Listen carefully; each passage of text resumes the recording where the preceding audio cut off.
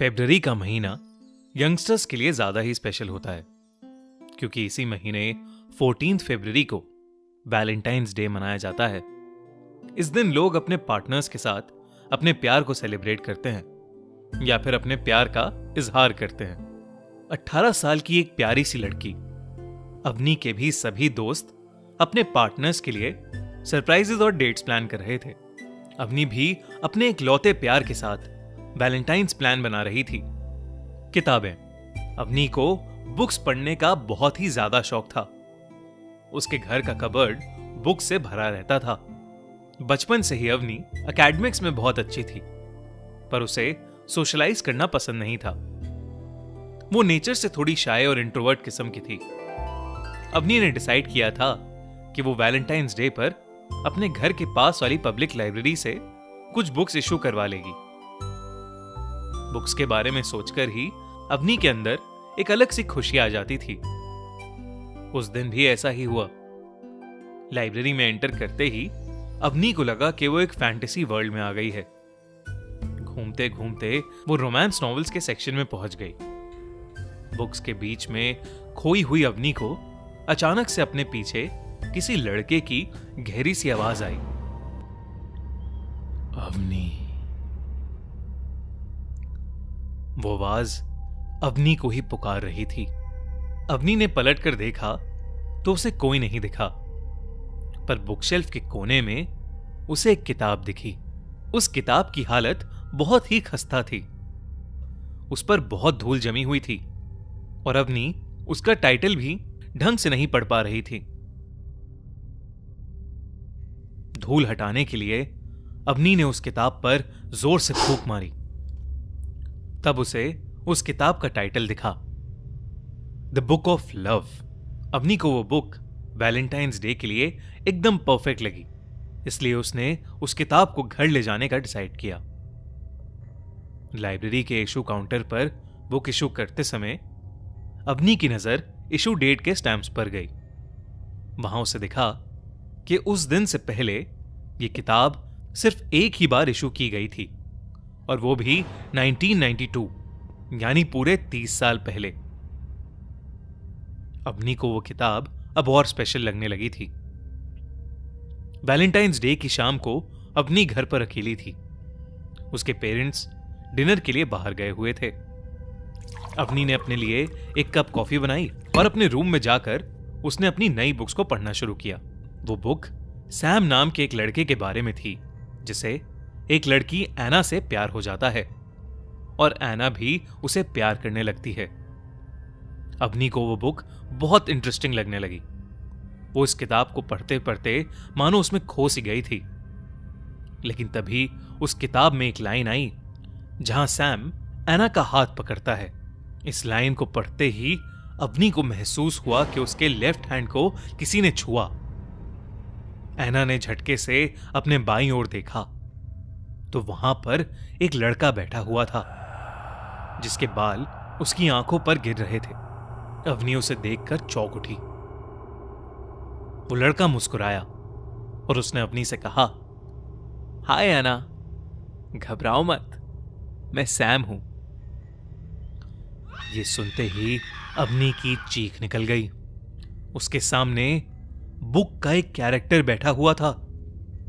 वो डर कर बेड से उठ गई और कमरे से बाहर जाने लगी कि तभी सैम अजीब तरीके से रोने लगा और कहने लगा, एना, तुम मुझे छोड़कर मत जाओ। अवनी ने डरी हुई आवाज में बोला कि उसका नाम अवनी है और वो एना नहीं है। सैम ने फिर से एक अजीब ढंग से कहा, नहीं, तुम्हारी आंखें बिल्कुल एना जैसी हैं। तुम ही एना हो, मेरी एना। इतना कहकर सैम अजीब तरीके से हंसने लगा। अब चीजें अवनी के कंट्रोल से बाहर जाने लगी थीं। उसे समझ नहीं आ रहा था कि वो क्या करे। वो कमरे से बाहर चली गई और उसने बाहर से कमरा बंद कर लिया। कुछ देर तक दरवाजे को जोर जोर से पीटने की आवाजें आईं, लेकिन फिर सब शांत हो गया। अवनी को घबराहट हो रही थी और वो ड्राइंग रूम में बैठकर अपने पेरेंट्स का वेट करने लगी। जब उसके पेरेंट्स घर वापस आए तो उसकी जान में जान आई। अवनी ने उसके बाद जब अपना रूम का दरवाजा खोला तो वहां कोई नहीं था। किसी को भी वहां ना पाकर अवनी ने अपने पेरेंट्स से कुछ नहीं बोला। उसे लगा कि शायद उस बुक को पढ़ते पढ़ते उसका दिमाग खराब हो गया है, इसलिए वो रात होते ही सोने चली गई। लेकिन उसके बहुत कोशिश करने के बाद भी उसे नींद नहीं आ रही थी। तभी उसे फिर से ऐसा लगा जैसे वो किताब उसे बुला रही हो। वो उसके पास गई और किताब को फिर से पढ़ने लगी। पढ़ते पढ़ते वो किताब के आखिरी चैप्टर पर आ पहुंची। लास्ट चैप्टर का टाइटल था सैम्स डेथ। उस चैप्टर में लिखा था कि एना सैम के साथ रिलेशन में होने के बावजूद उसे चीट कर रही थी। सैम को जब ये सब पता लगा तो वो इतने गुस्से में आ गया कि वो पागल हो उठा। उसने एना के घर जाकर उसे मारने का प्लान बनाया। एक रात जब एना अपने कमरे में बैठी एक किताब पढ़ रही थी तो सैम उसके बेड के नीचे छुपा उसे मारने का इंतजार कर रहा था। इसके बाद किताब में आगे पेजेस ही नहीं थे। शायद किसी ने वो पेजेस फाड़ दिए थे। ये सब पढ़ते ही अवनी को फिर से बहुत जोर से डर लगने लगा। वो भी देर रात में किताब पढ़ रही थी और उसे डर लगने लगा कि सैम शायद उसके बेड के नीचे ना हो। उसने बुक अपने एक हाथ में उठाई और डरते डरते दूसरी हाथ से बेड की चादर उठाकर देखा।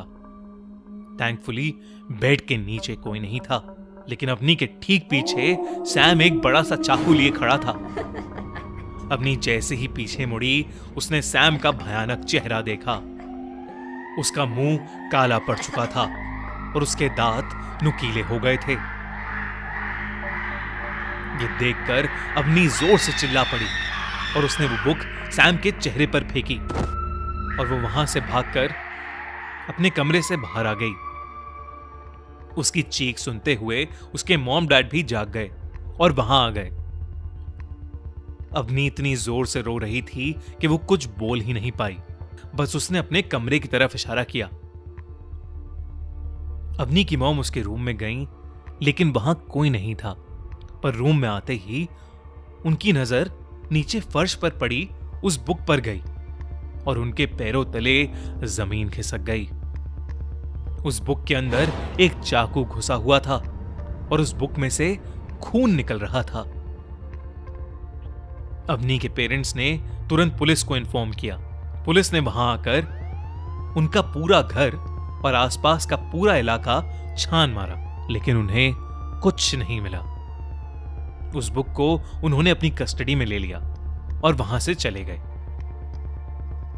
उस दिन के बाद से अवनी को सैम फिर कभी नहीं दिखा, ना ही कभी उसे उस किताब के बारे में पता चला। ये कहानी हमें खुद अवनी ने भेजी है।